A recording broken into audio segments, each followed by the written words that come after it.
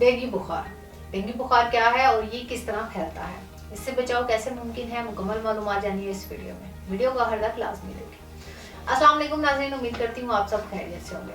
नाज़रीन, आज मैं बात करूंगी डेंगू वायरस क्या है और ये किस तरह फैलता है और हम इस वायरस से खुद को कैसे महफूज रख सकते हैं, क्योंकि डेंगू वायरस के केसेस की शरह पाकिस्तान में बहुत ज़्यादा हो चुकी है।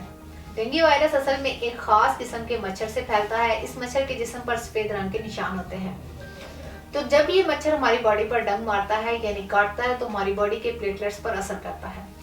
ये मच्छर तुले आफ्ताब या शाम के वक्त यानी गुरूबे आफ्ताब में ज्यादा काटते हैं और जब ये प्लेटलेट्स पर असरअंदाज होता है तो इसकी ग्रोथ बढ़ जाती है, जिससे प्लेटलेट्स डैमेज होना शुरू हो जाते हैं, तो वो बाकी सेल्स को भी डैमेज करना शुरू हो जाते हैं। इसलिए इस बुखार में एकदम से प्लेटलेट्स गिरना शुरू हो जाते हैं।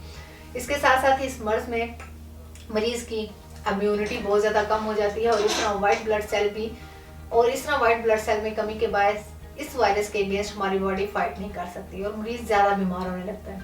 इसके बाद डेंगू वायरस होने के कुछ सिम्टम्स आपसे शेयर करती हूँ कि कैसे पता चल सकता है कि मरीज को डेंगू वायरस है, क्योंकि ये वायरस 4 तरह का होता है। डेंगू वायरस की सूरत में मरीज को टेम्परेचर बहुत ज़्यादा होता है, यानी 104 से 105 तक टेम्परेचर चला जाता है। सर दर्द, नज़ला और सर्दी बहुत ज़्यादा लगती है।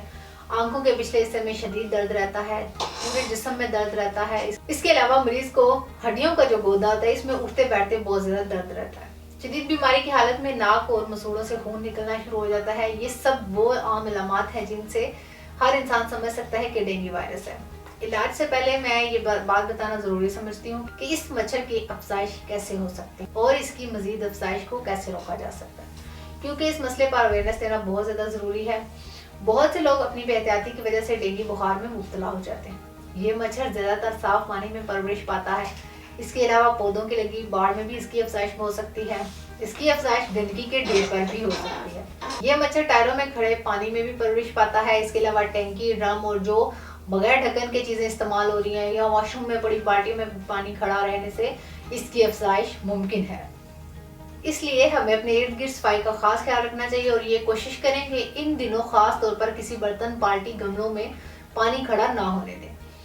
एहतियाती तदाबीर की बात करूं तो जिन लोगों को डेंगू डायग्नोस हो चुका है इनके मामले में ज्यादा एहतियात बरतें। ऐसे मरीज के लिए मच्छरदानी का इस्तेमाल लाजमी करें ताकि कोई भी मच्छर इस मरीज को ना काट सके, क्योंकि अगर कोई भी मच्छर जब डेंगू बुखार के मरीज को काट कर किसी और बंदे को यानी हेल्दी इंसान को काटता है तो उस इंसान को भी ये वायरस हो सकता है।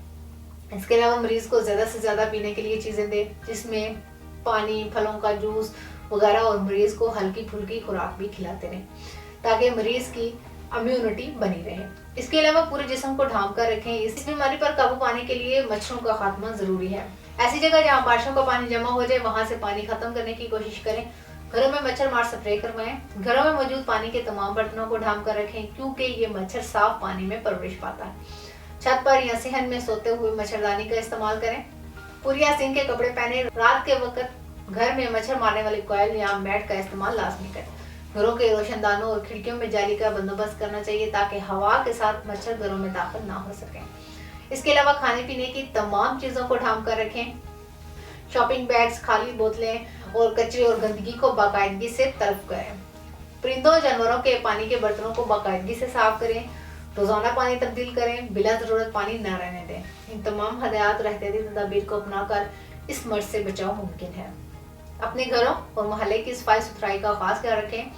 अब मैं बात करती हूँ घरेलू इलाज की कि घर की अशिया से कैसे प्लेटलेट्स में इजाफा मुमकिन है और कैसे कुव्वत मुदाफित को बढ़ाया जा सकता है।